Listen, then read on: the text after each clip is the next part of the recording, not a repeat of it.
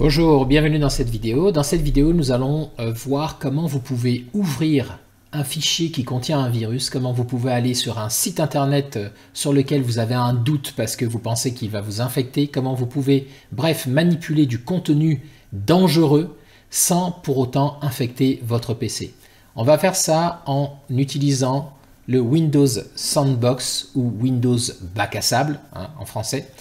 C'est une fonctionnalité de Windows qui est valable uniquement sous Windows 10 et Windows 11, mais en version professionnelle ou en version entreprise, et qui va vous permettre de pouvoir, en activant cette fonctionnalité, ouvrir un espace à l'intérieur du Windows avec un autre Windows à l'intérieur du Windows.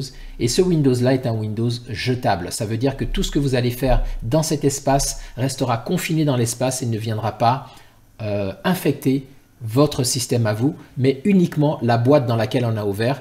Et donc, une fois qu'on a fini les tests, on jette cette boîte et elle va automatiquement disparaître sans que l'infection se propage sur l'ordinateur. C'est ce que je vous montre dans cette vidéo.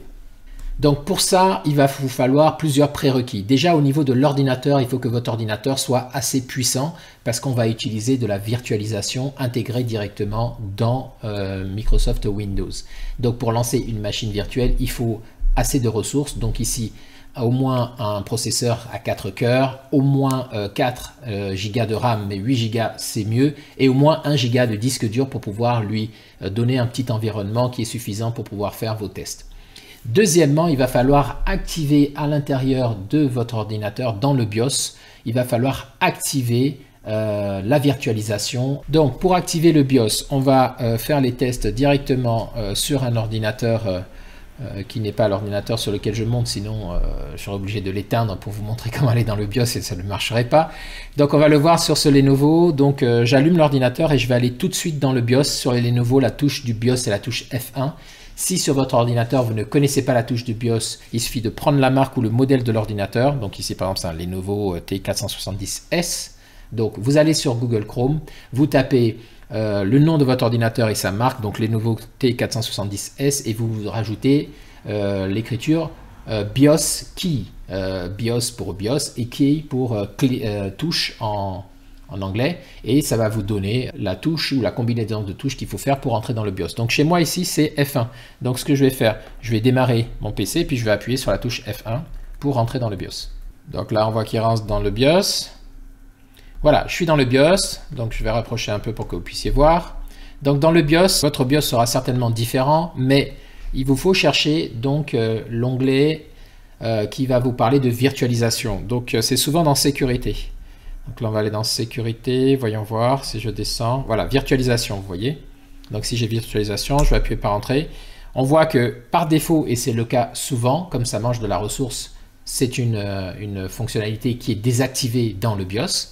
Donc ici, je vais l'activer. Donc elle est en Disable. Je vais cliquer dessus. Je vais la passer en Enable.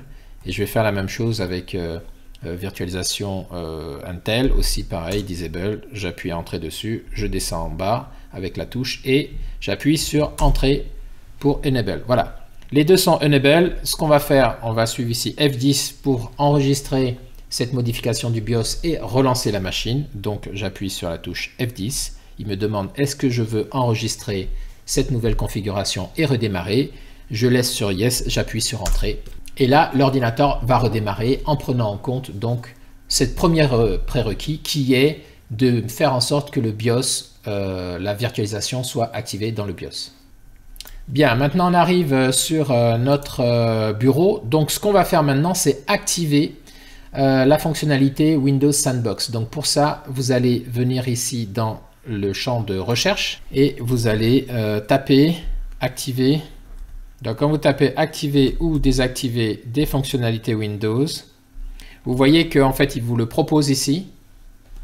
On va rapprocher la caméra pour que vous puissiez voir. Voilà, donc c'est proposé ici. Activer, c'est ceci. Donc quand vous cliquez dessus, il va ouvrir la fenêtre des fonctionnalités de Windows et là vous allez aller chercher bac à sable. Bac à sable, donc on le trouve ici, bac à sable de Windows. Vous cliquez pour cocher dessus et vous dites OK.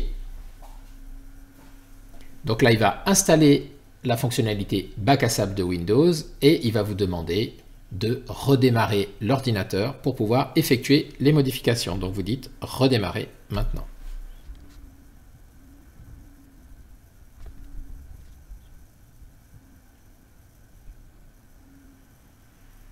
Ok, donc maintenant qu'on a redémarré, ben c'est très simple. Donc vous allez venir dans l'outil recherché ici, vous allez taper Windows Sandbox. Windows Sand pour box, comme ceci. Et vous voyez que l'application du coup maintenant apparaît. Et donc ce qu'on va faire, on va faire deux choses pour que ce soit facile à accéder. On va l'épingler dans le menu démarrer et on va l'épingler dans la barre des tâches. Parce que ce qui nous intéresse nous, c'est de pouvoir utiliser cette application régulièrement, dès qu'on a un doute sur une clé USB qu'on nous donne, dès qu'on a un doute sur un fichier qu'on nous a envoyé par email, dès qu'on a un doute sur un site internet qu'on veut visiter mais on ne sait pas s'il est verrouillé ou pas, dès qu'on a un doute sur un logiciel que l'on veut tester et on ne sait pas si le logiciel est problématique ou pas, ben, ce qu'on va faire, c'est qu'on va venir cliquer ici sur Windows Sandbox.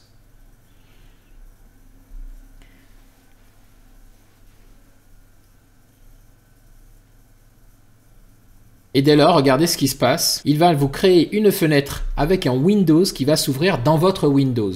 La particularité, c'est que ce Windows qui s'est ouvert dans votre Windows, même si c'est un Windows qui est complet, vous voyez, qui va vous permettre de pouvoir utiliser les différents éléments, ce Windows-là, en fait, cette boîte-là, elle est contenue, confinée à l'intérieur de cette fenêtre.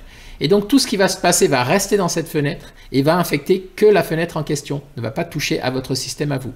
Et une fois que vous allez fermer cette fenêtre, ici, vous voyez, il vous dit qu'une fois que le bac à sable va être fermé, tout le contenu du bac à sable va être définitivement purgé, perdu. Donc, en fait, s'il y avait une infection, ça ne toucherait pas votre système. Donc, vous mettez OK ici et vous avez fermé le Windows Sandbox.